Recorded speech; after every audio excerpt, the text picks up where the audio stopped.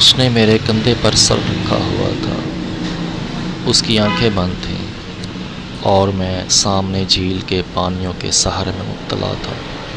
نہ جانے ایسے خاموش بیٹھے ہمیں کتنا وقت گزر چکا تھا۔ کیا سوچ رہی ہو؟ میں نے خاموشی توڑتے ہوئے اس سے پوچھا۔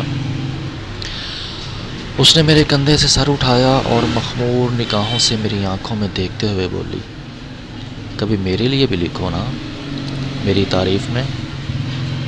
وہ مسکرائی اور نظریں سامنے جھیل میں تیرتے ہوئے کمل کے پھولوں پر مرکوز کر دی۔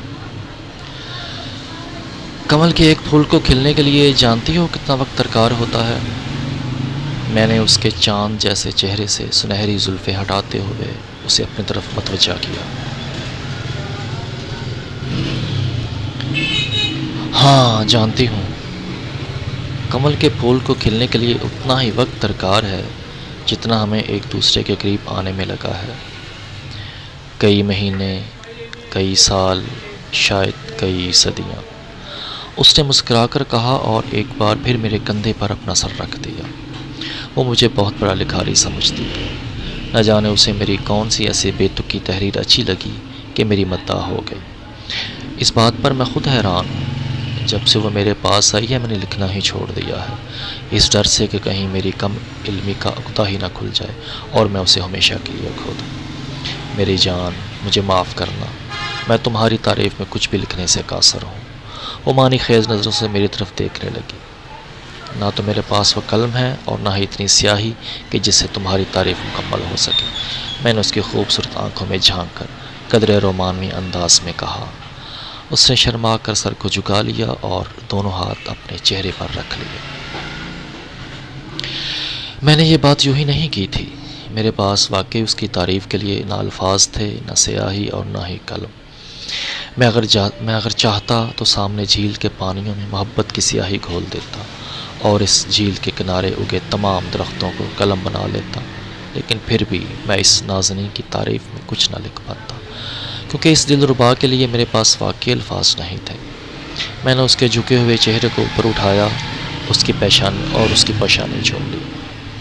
اس کی سانسیں تیز ہونے لگیں، اس کے چہرے پر حیا کی لالی عیاں تھیں۔ شام ڈھل چکی تھی، اندھیرا غالب آ رہا تھا اور ہوا بھی ٹھنڈی محسوس ہونے لگی تھی۔ اب ہمیں جانا چاہیے، میں نے اس کے ہاتھوں کو سہلاتے ہوئے کہا تھا۔ کیا ہم ساری رات ایسے ہی یہاں بیٹھ کر نہیں گزار سکتے؟ یہ کہتے ہوئے وہ میرے ساتھ لپٹ گئی۔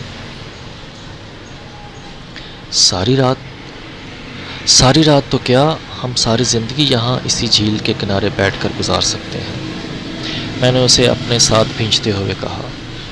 مجھے اس کے بدن کا لمس مدہوش کیے جا رہا تھا۔ کچھ دیر ایک دوسرے میں کھوئے رہنے کے بعد میں نے اس کا چہرہ اپنے دونوں ہاتھوں سے تھام لیا اور اپنے ہونٹ اس کے ہونٹوں پر رکھ دیے۔ مجھے یوں محسوس ہوا کہ جیسے کوئی شہد کا پیالہ تھام رکھا ہے اور اس پیالے سے قطرہ قطرہ شہد چوس رہا ہوں۔ مٹھاس میرے انگ انگ میں سرایت کر چکی تھی۔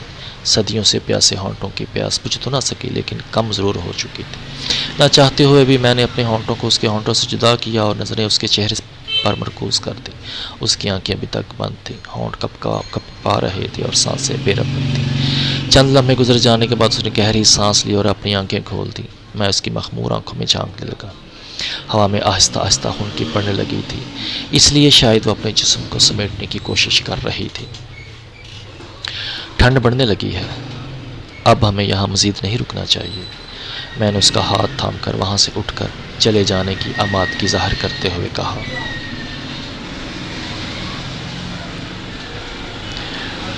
نہیں، آج یہیں رکتے ہیں، وہ فیصلہ کن اور قدرے رومانوی لہجے میں بولی۔ رات کو ٹھنڈ لگ گئی تو کیا کرو گی؟ میں نے اسے سمجھانے کے انداز میں کہا۔ میں تمہیں اوڑھ لوں گی۔ یہ کہتے ہوئے اس نے مجھے اپنی طرف کھینچا اور مجھے خود پر اوڑھ لیا۔